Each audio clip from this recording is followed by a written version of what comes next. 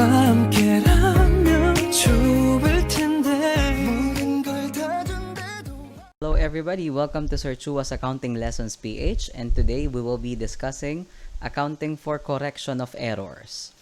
At the end of the video, you should be able to know the definition of errors in the context of accounting, understand the treatment of accounting errors, distinguish counterbalancing errors and non-counterbalancing errors, and prepare necessary correcting entries and solve problems on error correction. And as always, this is your lecturer, Kevin Troy M. Chua. Before anything else, please like, share, and subscribe to Sir Chua's Accounting Lessons PH, and please hit the notification bell button to alert you of our latest video lessons. Please comment down your questions, suggestions, and reactions. Thank you very much for trusting Sir Chua's Accounting Lessons PH as your online learning partner. In our previous lesson, we discussed interim reporting and reporting by operating segments. And now we are to discuss another topic that is related to the preparation and presentation of financial statements and the effects of errors on them.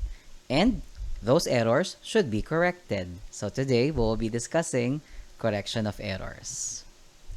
And now, let's first start with a definition of errors and how does it affect accounting records and the financial statements that we prepare and present.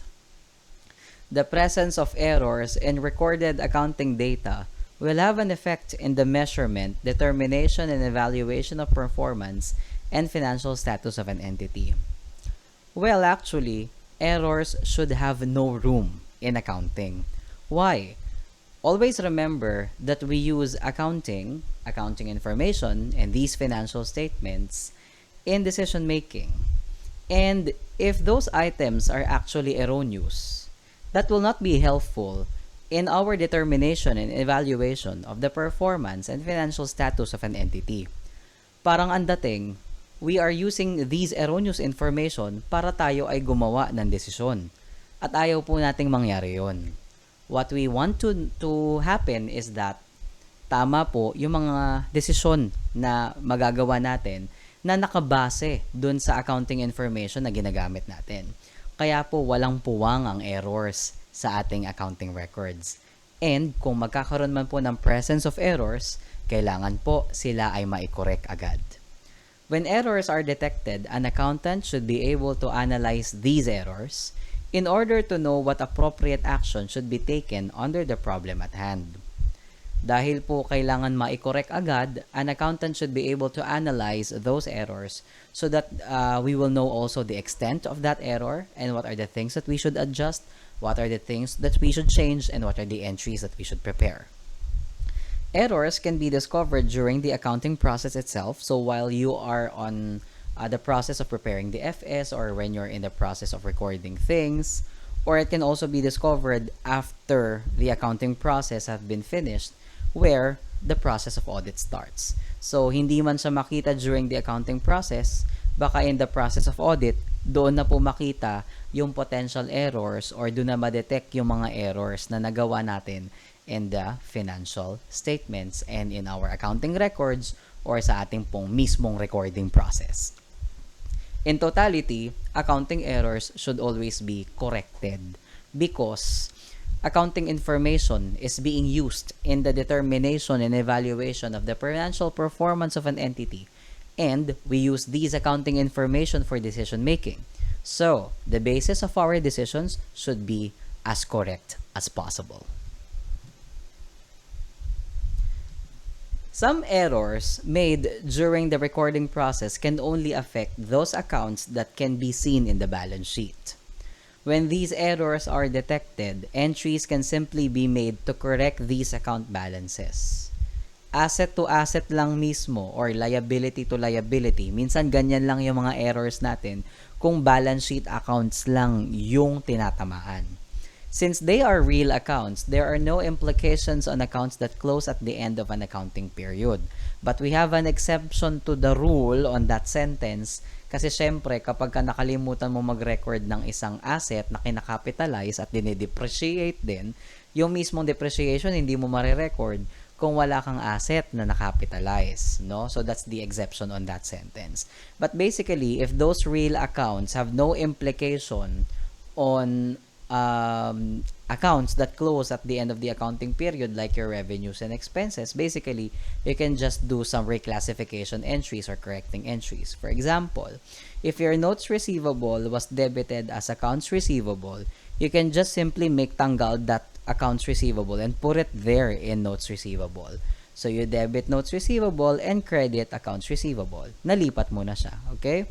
And then, interest payable, which was credited as salaries payable. So, tatanggalin mo lang siya sa salaries payable by debiting it, and then you credit interest payable. So, errors on balance sheet accounts is just more actually of a reclassification entry. And that reclassification will already serve as that correcting entry. And since they are real accounts, wala po tayong mga implications dun sa mga accounts na nagko-close, yung mga temporary accounts natin at the end of the accounting period. There are also errors that affect items in the income statement, but there are no effects on the balance sheet. Misclassification of items are possible to happen. Interest revenue na na-include mo sa sales revenue, or interest income or interest revenue na nailagay mo as dividend income.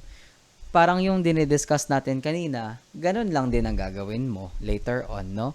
You just have to do some correcting entries na, okay, so tatanggalin ko sa sales revenue, lalagay ko properly as interest revenue, or tatanggalin ko sa dividend income, ilalagay ko accordingly as interest revenue or interest income.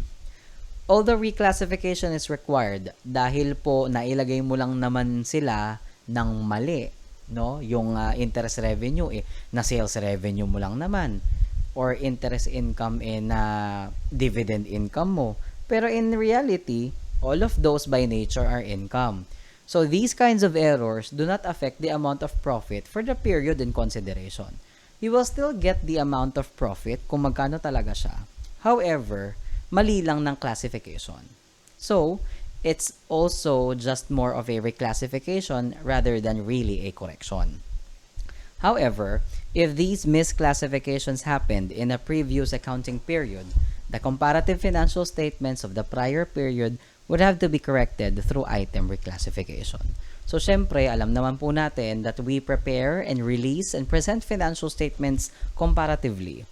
So, when you release and present those comparative financial statements, you should be able to reclassify yung mga na misclassify mo o yung mga mali mong nailagay. Okay? Lalo na kasi kapag ipe-present mo na kasi siya ngayon ng comparative, so dapat i-correct mo na dun sa presentation na yon. However, most of our errors at hand affect both your balance sheet and your income statement. Kailan po nangyayari yung mga ganyang scenario? First example, overstatement or understatement of inventory. Kung mali po ang amount ng inventory natin, either overstated sobra or understated kulang, kapag kulang or sobra ang inventory mo, mali ang mailalagay mong inventory in your balance sheet. However, always remember that inventory is also being used in your income statement in the calculation of your cost of goods sold, which will then direct in the calculation of your gross profit and operating income. So any overstatement or understatement of inventory affects both of your BS and your IS. Failure to record adjustments on accruals and deferrals. Remember that, for example, accrued expense. When you have an entry for accrued expense, you debit an expense account which affects the income statement, but you credit a payable account or a liability account for that accrual, which is actually a balance sheet item. So pareho silang apektado. And the same thing with deferrals as with the case of deferred revenue. 'Di ba? So yung isa, liability, yung isa, revenue. So yung isa, balance sheet, yung isa, income statement. Debiting a capitalizable asset as a non-depreciable asset or as an expense. So madalas nangyayari yan. Equipment pero na-expense mo. So, kung na-expense mo, mali na na-expense mo siya, so affected ang income statement. At affected din yung balance sheet kasi dapat na-record siya as an asset. And, ang pinakamatindi pang effect niyan, dapat yung asset na capitalize mo. So, hindi ka rin nakapag-record ng depreciation or amortization. Babalik ang effect niya ngayon sa income statement. Kasi wala kang depreciation, wala kang amortization. Crediting revenue sa some other forms of accounts with credit balances. So, baka minsan na-excite tayo yung sales revenue natin na idediretso natin ng retained earnings. Okay? So, retained earnings is part of your balance sheet later on, 'di ba? Pag na-adjust na natin yung retained earnings, hindi mo na i-record yung revenue properly, and that is actually an income statement item. So, much of our discussion will be based on those errors that affect the balance sheet and the income statement, because if the errors are just for the balance sheet and the errors are just for the income statement, it's just more of a reclassification entry. So much of our discussion will be based on errors that affect both of your balance sheet and income statement. Now, let's talk about counterbalancing and non-counterbalancing errors. Okay, so first is counterbalancing errors. Counterbalancing errors are those errors which, when not detected within the subsequent financial year in which the errors are committed, are automatically corrected as a natural part of the account process or the accounting process. So what happens in counterbalancing errors is that if you have an understatement this period, it will just be something like overstatement next period. It corrects itself in the next accounting period. A correcting journal entry is necessary for any counterbalancing error that is detected before it has counterbalanced. Kasi po, dahil po counterbalancing error siya and it corrects itself next accounting period, mamamali ka kapag ginawa mo yung correcting journal entry tapos nag-counterbalance na pala siya. Remember, pag sinabing counterbalance na, naitama niya na yung sarili niya the next period. So, kung yung correcting journal entry mo is gagawin mo after it has already been counterbalanced, mas mamamali ka pa ngayon. Okay? You will only do a correcting journal entry for counterbalancing errors if you detected it before siya nag-counterbalance.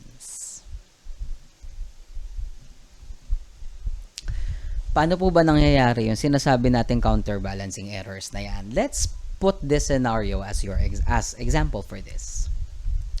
Assume that the correct 2020 ending inventory is 20,000 and the erroneous ending inventory recorded and presented during 2020 is 30,000.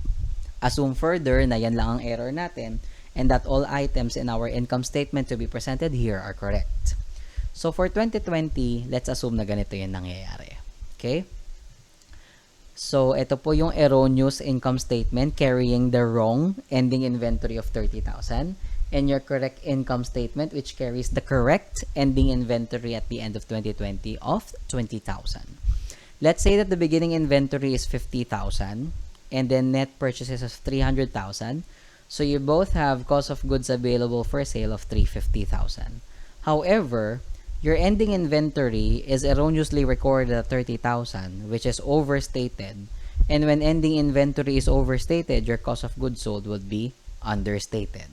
Okay, so this will now give you an erroneous cost of goods sold of 320,000 and correct income statement of 330,000. Now, going further with your income statement, so net sales, let's assume it's 600,000. Let's use the cost of goods sold of 320 and 330. Your gross profit is 280 and 270. Less operating expenses. Your net operating income for the correct one is 180,000. So, yan talaga dapat yung net income mo. But because of this ending inventory error of 30,000, your operating income is 190,000. So, we can conclude that an overstatement in ending inventory would also give you an overstatement in net income. So, our judgment for 2020 is that the 2020 profit is overstated by 10,000.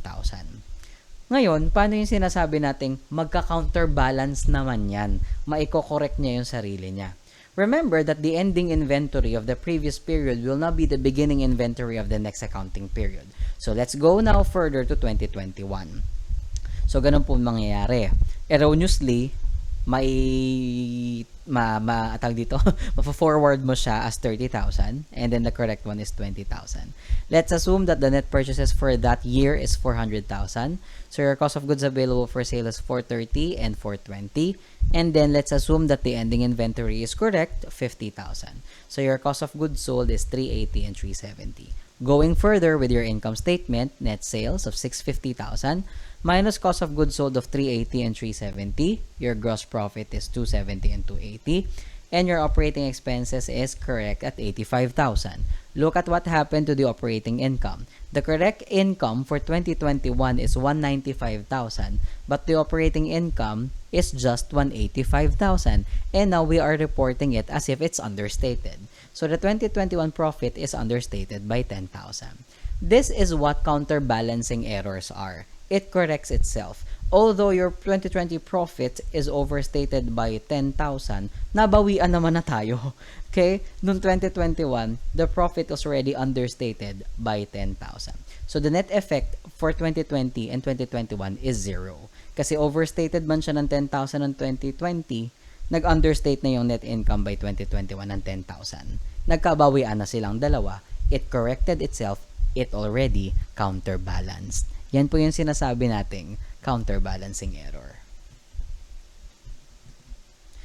Ngayon po, I will give you here ang tawag dito ay summary, no, ng overstated and understated effects, no, sa ating current year profit and next year profit ng ating mga counterbalancing errors. Pero sana ay intindihin nyo po siya isa-isa at wag nyo pong gagawing Cobesote style. Hindi na natin iisa-isahin yung discussion, but I will just give you examples why it will be overstated or understated as to profit. Okay?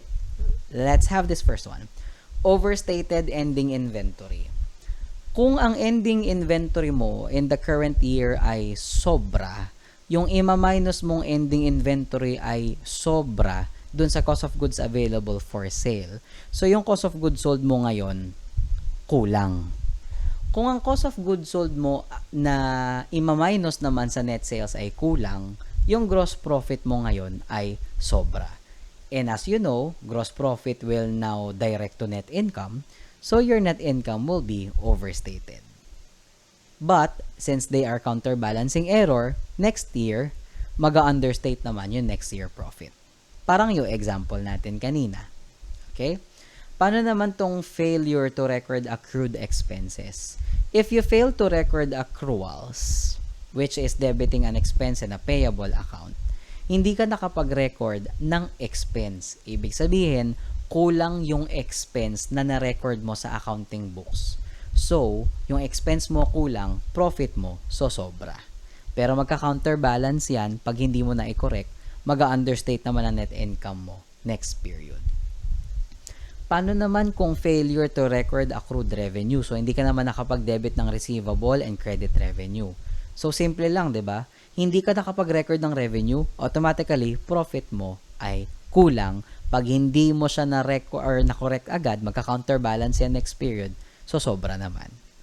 Okay? So, ganun nyo po siya dapat i-analyze, and this is now some sort of a cheat sheet for you. Pero sana, wag nyo po siyang kabisaduhin ng kabisote. Dapat naiintindihan nyo bakit overstated or understated siya. And then we also have what we call non-counterbalancing error. Non-counterbalancing errors are errors that are not automatically corrected or offset in the next accounting period. Ibig sabihin, yung mali ng period na to, dun lang siya magsistay. Okay? A correcting journal entry is then necessary for a non-counterbalancing error. Ibig sabihin, dahil hindi siya magka-counterbalance, kailangan itama mo talaga siya. Okay? Some examples of them include recognition of capital expenditures as expenses. So, kung dapat ay na-record mo siyang machinery or equipment, na debit mo pala siya as repairs and maintenance expense, bukod sa mali ka na nga sa income statement dahil na-record mo siya as expense, mali ka rin sa balance sheet dahil hindi mo siya na-record as an asset. At ang pinakamatindi pang problema dyan, dahil hindi siya na-capitalize, wala po. Kailangan yung depreciation din sana na ilagay mo. Kaso dahil hindi siya na-capitalize, wala kang depreciation or amortization. Which is actually, yun na po yung sinabi ko sa inyo dun sa pangalawa, omission of charges for depreciation and amortization. Hindi mo kasi na-capitalize as asset, kaya wala ka ring na-record na depreciation and amortization. Hindi po nagka-counterbalance ang mga ganyang uri ng error, kaya kailangan itama mo po siya manually. Okay? Because it will not counterbalance. So for us to understand all of the things that we have discussed here in the theory, let's now discuss some problems for us to apply our learning. And this is problem number 1. An entity detected the following errors in its books. Office supplies of 15,000 purchased on account was erroneously debited as store supplies. Purchase of inventory on account amounting to 70,000 was credited to cash at 20,000 and interest payable of 50,000. Prepare the correcting entries through number 1, direct adjustment, and number 2, reversal and correction method. Pag direct adjustment, talagang mga net amounts na yung tatanggalin mo, tapos mga reclassification na lang siya. So, ganito po magiging sagot natin. Doon sa una, office supplies yung binili mo 15,000 pero na-debit pa daw store supplies. So, ang gagawin mo lang naman, tatanggalin mo lang siya sa store supplies ng 15,000. Lagay mo siya sa office supplies ng 15,000. Since wala naman tayong problema na na-credit siya as accounts payable dahil on account, 'di ba? So, lipatan lang. Tanggalin mo sa store supplies, lagay mo sa office supplies. Dito naman sa pangalawa ay tama lang naman na na-record siya as inventory pero on account. So, dapat sana i-credit mo sa accounts payable 70,000. Kaso, na-credit mo daw na nagbayad ka ng cash na 20 at interest payable na 50. So, tanggalin mo yung effect sa cash, debit mo. Tanggalin mo yung effect sa interest payable, 50,000. No problem tayo sa pag-debit mo ng inventory dyan. Kaya, simply put it sa accounts payable, 70,000.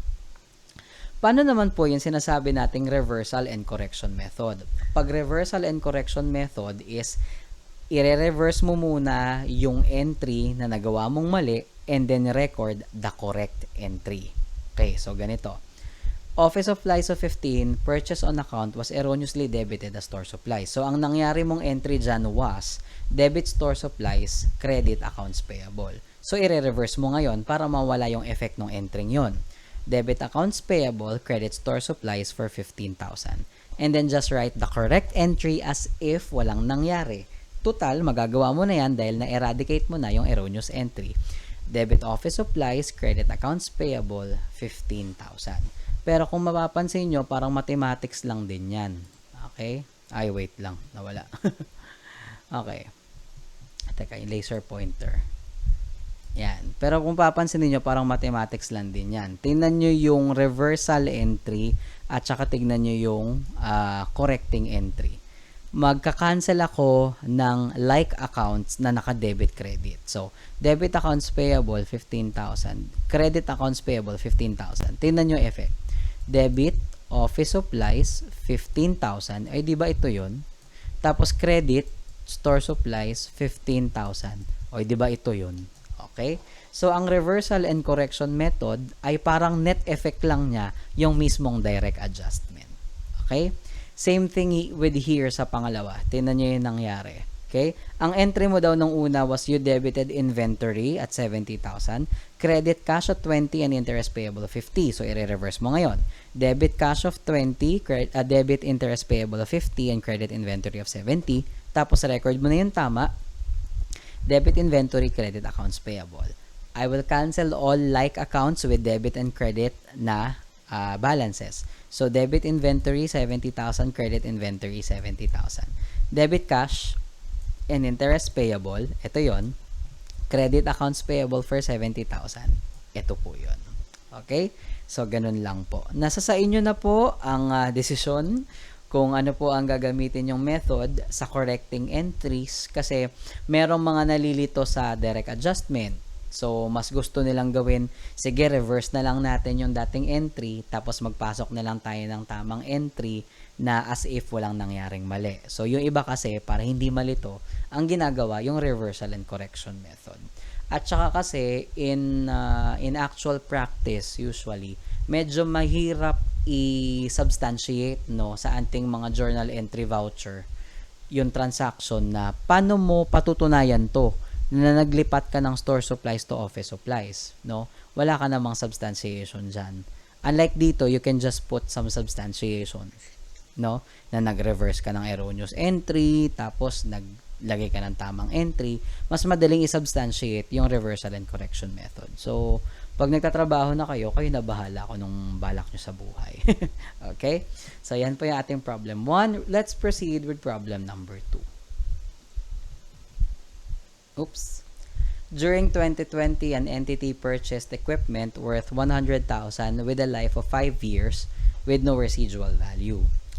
However, the purchase transaction was recorded as a debit to repairs and maintenance expense and a credit to cash. So, yan po yung example natin ng na-expense kesa na-capitalize. So, nawalan ka na ng asset at hindi ka pa nakapag-record ng depreciation. Prepare all relevant journal entries and the corrections that follow assuming number 1, the error was detected before closing 2020 books and the error was detected the next year. So, case 1 muna tayo. So, ang nangyari daw pong erroneous entry was debit repairs and maintenance expense of 100,000 and credit cash of 100,000. Since the error was detected before closing the books for 2020, pwede mo pang galawin yung revenue, drawing, dividends, and expense accounts mo. Basically, your temporary accounts, pwede mo pa siyang galawin kasi hindi pa nagko-close yung 2020 books at nahuli mo yung error during that same year din, no? So, you can just simply debit equipment and tatanggalin mo siya sa repairs and maintenance expense na 100,000. Okay? So, tinanggal lang natin sa repairs and maintenance expense, nilagay natin rightfully dun sa equipment. So, at the time of adjusting entries, madali na lang yan. You just simply debit depreciation expense and accumulated depreciation for 20,000.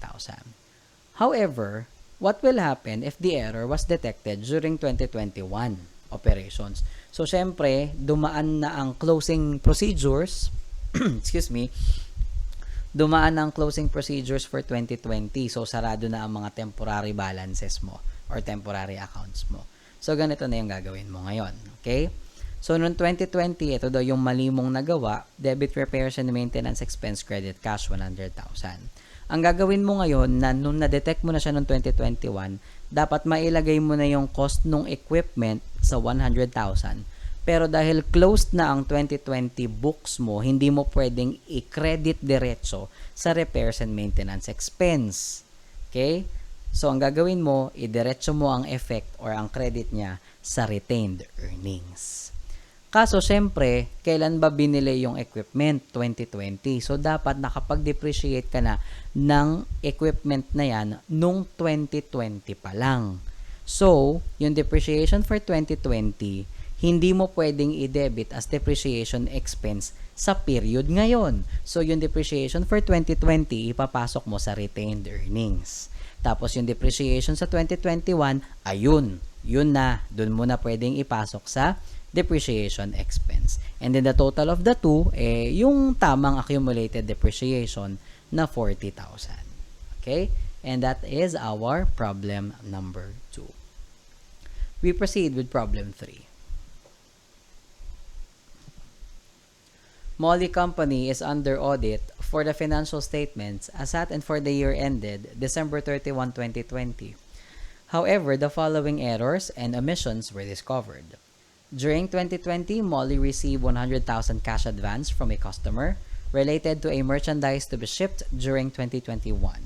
However, the said amount was credited directly as sales revenue, where gross profit and sales is 50%.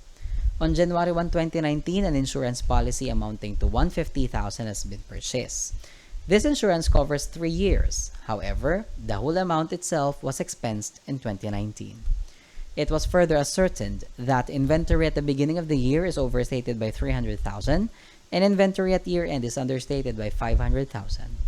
The net income before all detected errors amounting to 1,520,000. How much is the correct net income for the year ended December 31, 2020? And this will be our solution for that. So we start with your erroneous net income of 1,520,000. Isa-isahin natin yung ating mga bullet points. Noong 2020 daw po, yung 100,000 na cash advance from a customer. So, in reality, in accounting, ano ba dapat yan? Unearned revenue pa yan, di ba?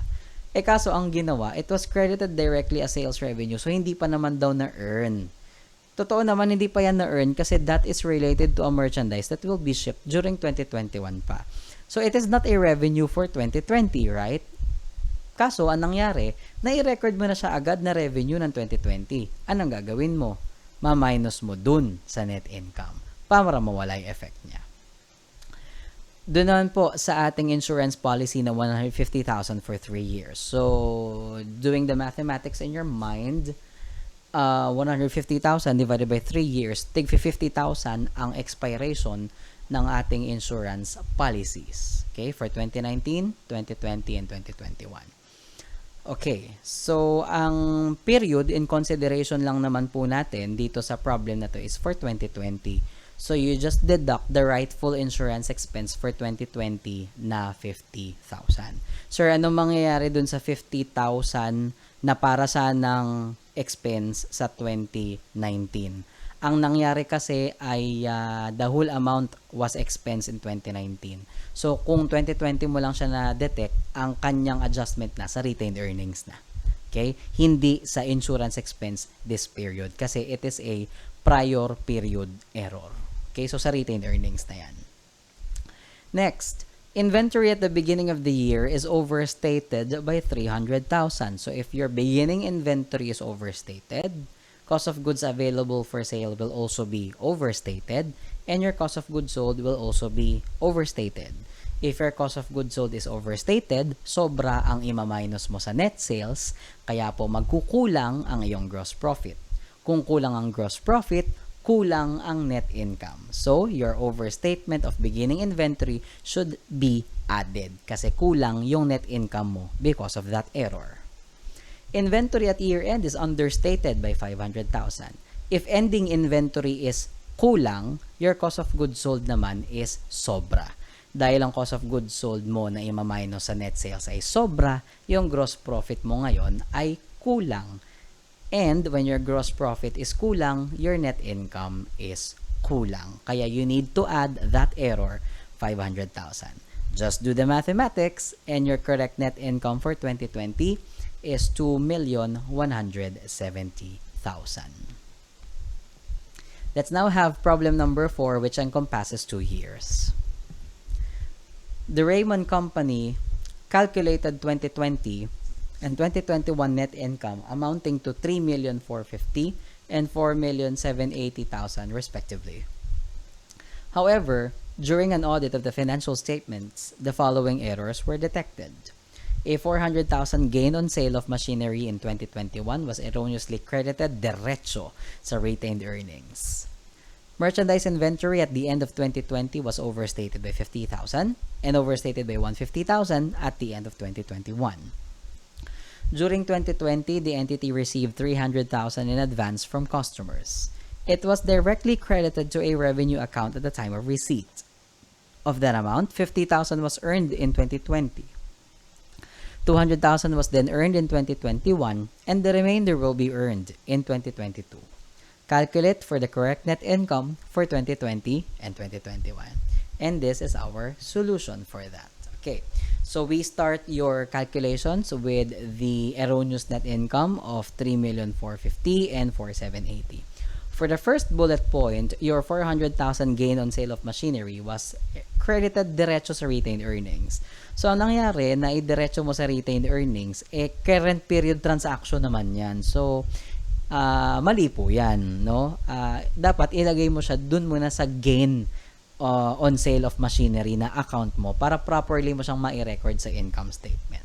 So, tanggalin mo sa retained earnings, lagay mo sa proper account niya na gain on sale. At dahil na ilagay mo kasi diretso sa retained earnings, hindi mo siya naisama nung kinalculate mo yung net income ng 2021 ng 4,780,000. Na diretso mo sa retained earnings So, hindi mo siya nakalculate as gain. So, i-add mo yung 400,000. For your merchandise inventory, at the end of 2020, it was overstated by 50,000. So, ganun lang po uli. If your ending inventory is overstated, your cost of goods sold is kulang. So, dahil kulang naman yung ima-minus mo sa net sales, gross profit mo, so sobra. So, your net income is sobra. Yung error na yan, kailangan mong i-minus. However, when your problem encompasses 2 to 3 years, always remember that inventory errors are counterbalancing. So, if it's deducted here, you just counterbalance it. For 2021, add mo naman. Okay? So, the same thing here, 150,000 overstatement naman for 2021. So, you deduct it naman for 2021. So, kung sakaling meron sana tayong 2022 sa given, positive 150 naman yung ilalagay mo doon. Okay? Kasi nga po, counterbalancing yung error. Okay? And then, ang nangyari daw po noong 2020 ay meron daw silang advance payment from customers na 300,000. As in talagang lahat na revenue, na-recognize na talaga lahat as revenue. Yun nga lang, rightfully, 50,000 lang daw po dapat talaga yung na-earn ng 2020. So, ganito ang mindset mo. Kung 300,000 yung na-record agad as revenue, pero 50,000 lang pala talaga yung na-earn, ibawas mo yung 250. Para yung 300 mo, pag binawasan mo ng 250, ang earned lang talaga 50. So, minus mo yung 250. So, yung error na yan, 2020 pa lang, naayos mo na. So, pagdating ng 2021 na earnings mo na 200,000, you can just simply add it sa 2021 mong adjustment. Okay? So, just do the mathematics again. For 2020, the correct net income is 3,150,000. And for 2021, the correct net income is 5,280,000. And let's have our last problem. The following errors were detected in the books of Qt Company for 2020 and 2021. So, we have ending inventory and rent expense errors. So, the questions are, how much is the net income overstated or understated in 2020? How much is the net income overstated or understated in 2021? And the net effect of all of those errors sa ating pong retained earnings in 2021. And this is our solution for number 1 and 2. Okay. So, let's start with your analysis as to ending inventory. The ending inventory is overstated by 150,000. Again, if the ending inventory is overstated, your cost of goods sold is understated, so your gross profit is overstated as well. So, the effect in net income is 150,000 overstated. However, that error will counterbalance, so in 2021, the effect in net income is 150,000 understated. For 2021, your ending inventory is 200,000 understated naman. Okay? So, if your ending inventory is understated, your cost of goods sold is overstated, so your gross profit will be understated as well. That's why your net income has an effect of an understatement, 200,000. Okay? If we have 2022 here in our problem, so you will include naman 200,000 overstated. Okay? Kasi magka-counterbalance. Now, for the rent expense, hindi yan magka-counterbalance ha. Okay? Kasi yan ay talagang stand-alone rent expense. Okay? Na pag hindi mo na-recognize, hindi. So, non-counterbalancing siya. Diba? Talagang pag di mo na-recognize, walang effect. Okay? So, yun po. So, for 2020, you have rent expense na 50,000 kulang. So, dahil yung na-record mong rent is kulang, yung profit mo ay sobra. So, the effect in 2020 net income is sobra daw yung income mo by 50,000. And then, for 2021 naman, sumobra ka naman daw ng recognition ng rent expense na 100,000. So, dahil sumobra ka ng expense, yung net income mo naman, nagkulang by 100,000. Okay? So, yun po. So, for 2020, ang effect po niya sa income ay overstated tayo ng 200,000. And then sa 2021 naman po is understated ng 450,000. Now, for the net effect of all of those errors in 2021 retained earnings, you just get the cumulative net effect on profit. For 2020 is 200,000 overstated. Compare it with the 2021 net income understatement of 450. So, magkaiba sila, over, under. So, do the mathematics, minus mo. 250,000, pero under. Kasi mas malaki yung under eh, di ba? So, the net effect is understated ang retained earnings mo by 250,000. Okay, sana po inyong naintindihan ang ating discussion for accounting for correction errors. And our next lesson is basic and diluted earnings per share. Again, please like, share, and subscribe to Sir Chua's Accounting Lessons PH and hit the notification bell button. Comment down your questions, suggestions, and reactions. This has been Sir Chua's Accounting Lessons PH. To God be all the glory, honor, and praise. Thank you and have a great day. Sarangeo. Wherever I go, whatever I do, 너와 함께하는 마음뿐이야. Wherever you go, whatever you do, 너와 함께라.